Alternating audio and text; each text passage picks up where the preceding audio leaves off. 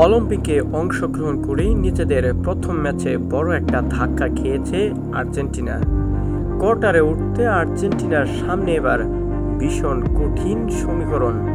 মরক্কোর বিপক্ষে বিতর্কিত ম্যাচে হার দিয়ে প্যারিস অলিম্পিকের ফুটবলের যাত্রা শুরু করেছিল বিশ্ব চ্যাম্পিয়ন আর্জেন্টিনা।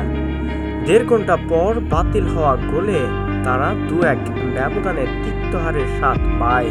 ফলে অলিম্পিকের টিকিট যেন এক প্রকার অনিশ্চিতের তার প্রান্তে গিয়ে পৌঁছায় আর্জেন্টিনার জন্য।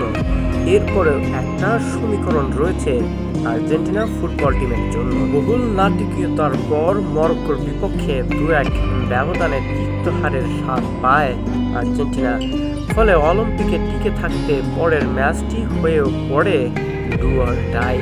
সে ম্যাচে অবশ্য আলবিসেলেস্তারা ইরাককে ৩-১ গোলের বড় ব্যবধানে হারিয়ে টুর্নামেন্টে টিকে রয়েছে।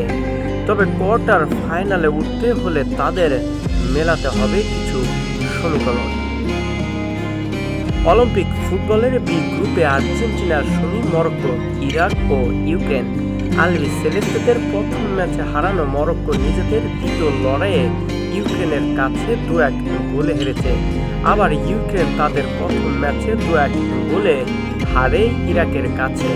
সেই ইরাকি যুবারা আবার পরের ম্যাচ হেরেছে আর্জেন্টিনার কাছে। অর্থাৎ প্রতিটি দল ইতিমধ্যে ২টি করে ম্যাচ খেলেছে। মজার বিষয় হচ্ছে এর মধ্যেই প্রত্যেকেই জিতেছে ১টি করে ম্যাচ। সে কারণে বি গ্রুপের দলগুলোকে কোয়ার্টার ওঠার ক্ষেত্রে সমীকরণের অঙ্ক মেলাতে হবে। এখন পর্যন্ত সবার সমান ৩ পয়েন্ট করে থাকলেও আর্জেন্টিনার জন্য রয়েছে কিছু ব্যতিক্রমী নিয়ম।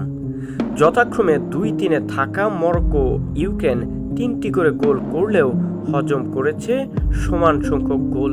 এছাড়া ৪-এ থাকা ইরাক নিজেদের গোলের চেয়ে একটি বেশি হজম করে ফেলেছে আর্জেন্টিনার বিপক্ষে ম্যাচটিতে অংশগ্রহণ করার পর। আর্জেন্টিনা সহ বি গ্রুপে থাকা ৪টি দলের সমান বাকি রয়েছে ১টি করে ম্যাচ। আর্জেন্টিনা যদি পরের ম্যাচটিতে জিততে পারে তাহলে তাদের আর কোনো সমীকরণের মার প্যাচে পড়তে হবে না। তবে ইউক্রেনের বিপক্ষে তাদের সেই লড়াইটি কঠিন হতে পারে। উভয় দলের সামনেই যে কোয়ার্টার ওঠার লক্ষ্য। আরেকদিকে নিজেদের শেষ ম্যাচে খেলবে মরক্কো আর ইরাক। এখন পর্যন্ত ৪ দলের সবার সামনেই রয়েছে নতুন করে সম্ভাবনা। গ্রুপ পর্বের শেষ ২ ম্যাচে জয়ী দল পরের রাউন্ডে উঠতে যাবে। হেরে গেলেই ছিটকে যেতে হবে টুর্নামেন্ট থেকে। আবার যদি ১টি কিংবা ২টি ম্যাচই ড্র হয় তখন দেখা হবে গোল ব্যবধানের হিসাব। সেজন্য নিজেরা যেমন গোল করতে হবে তেমনি গোল হজম করতে হবে তুলনামূলক কম। প্রসঙ্গত নিজেদের শেষ ম্যাচে আর্জেন্টিনা ইউক্রেন আগামী মঙ্গলবার ৩০ জুলাই বাংলাদেশ সময় রাত ৯টায় মুখোমুখি হবে। একই সময়ে আরেক ম্যাচে খেলবে মরক্কো, ইরাক। কোয়ার্টারে উঠতে হলে ইরাক এবং মরক্কোর মধ্যকার ম্যাচটিতে অবশ্যই ড্র থাকলেও গোল কম সংখ্যক হজম করতে হবে ইরাককে।